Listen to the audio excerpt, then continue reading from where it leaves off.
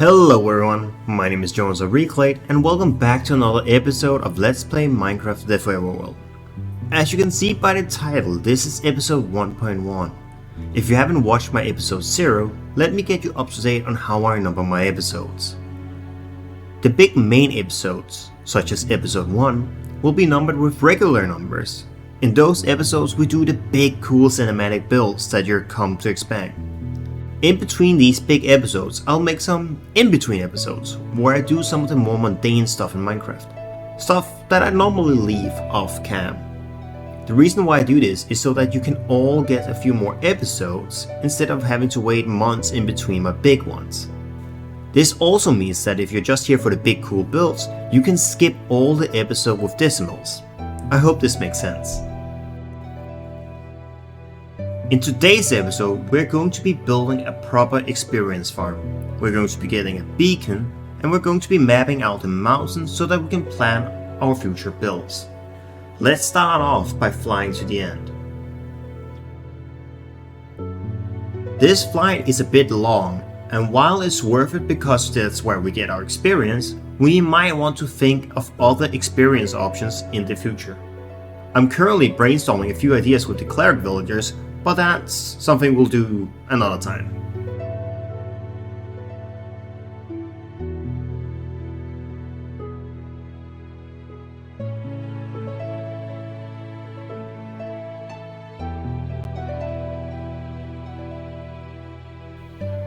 Up until this point, this has been my way of mending my tools, and while it's a bit repetitive, it's gotten the job done. The experience farm we're going to be building today is going to be temporary. That means I can get away with building something a little bit smaller than something we would normally want for this world. The reason for this is that I just really need a good experience farm, but also that I have yet to design a farm that fits the scale of what is acceptable on this playthrough. Once I crack the code to build something of these epic proportions that we want, we're going to go back here and remake the farm. Anyways, let's build a quick little Enderman experience farm.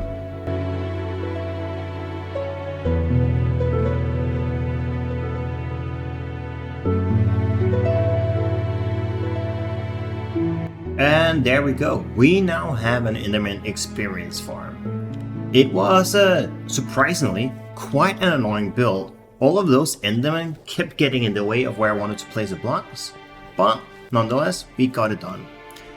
One of the big issues I have when it comes to building near Enderman is that they can teleport around.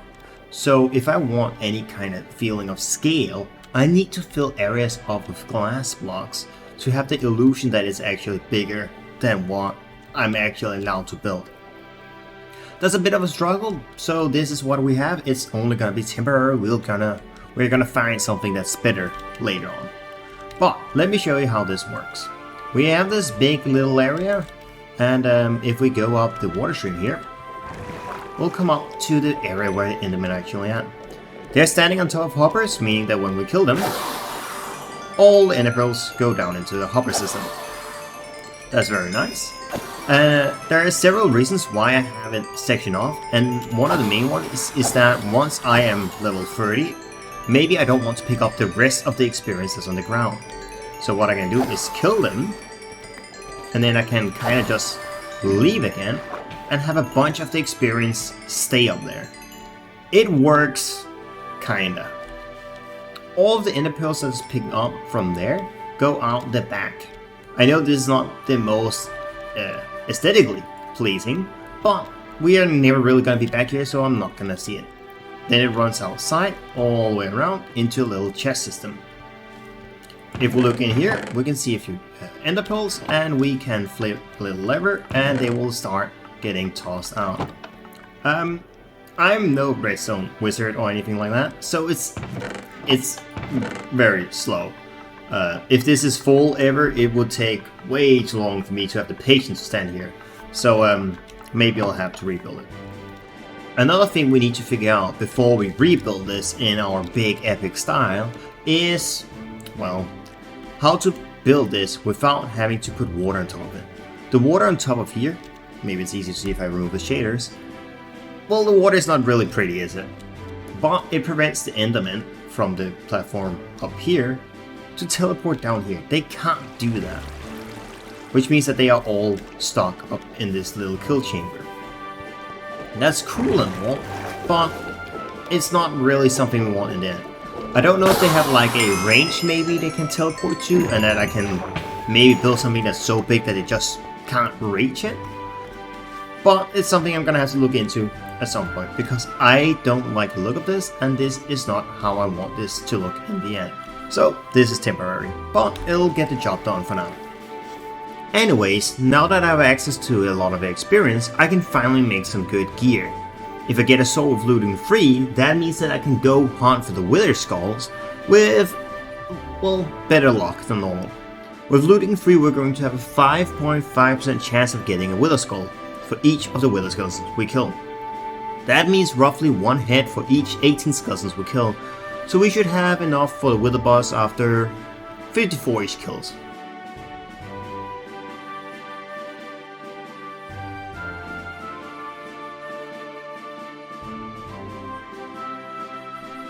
Every time I start over in Minecraft, I vastly overestimate the wither fight.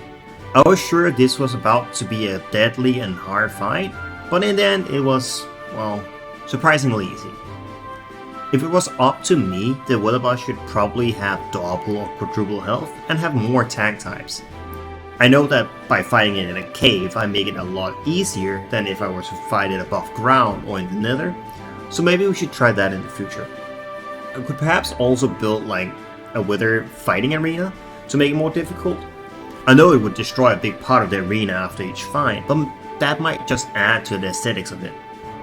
Oh well, that's a thing we can think of for another day.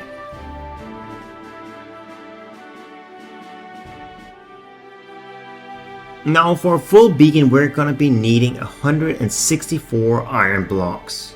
That is about 1,476 ingots, which is a little over 23 stacks of iron, and oh no.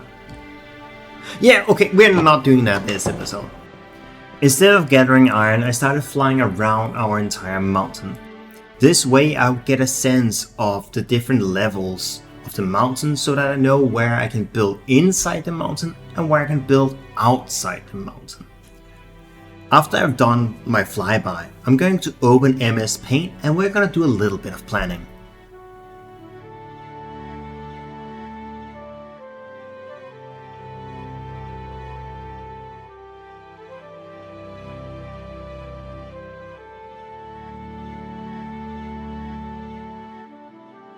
So, this is our mountain and I've drawn a few circles on them. You see, when I flew around, I noticed that our mountain has a lot of different variants in heights. That means that our mountain sometimes is very tall, and sometimes it has a little bit of a valley. If we build inside of it, we want to build in the tall bits, so that we can have all the space needed for our cool rooms. But it also means that where there are these valleys, we're going to be needing to build some sort of cool bridge or another outdoorsy feature so that we can go from one room to another. The circles here, they all represent where we have areas that are tall enough for us to build inside. The mountain down here is most likely going to be where we primarily build our first few rooms. After that, we're going to be branching into some of the other mountains around. Another thing we need to think about is the area over here. This is the end. That is quite far away. Obviously, we're gonna have some sort of road that goes out there, but we might have to rethink how we access this area since it's so far away. And that is where I'm gonna end it, I think. We still have some stuff to get done before we get to the next proper episode, mainly getting a bunch of iron so that we can get some beacons up and running. Similarly, I think I'm gonna need a few more materials before I can build a chest room, so that might also be a part of the next episode. Hopefully, I'll see you there. Thanks for watching.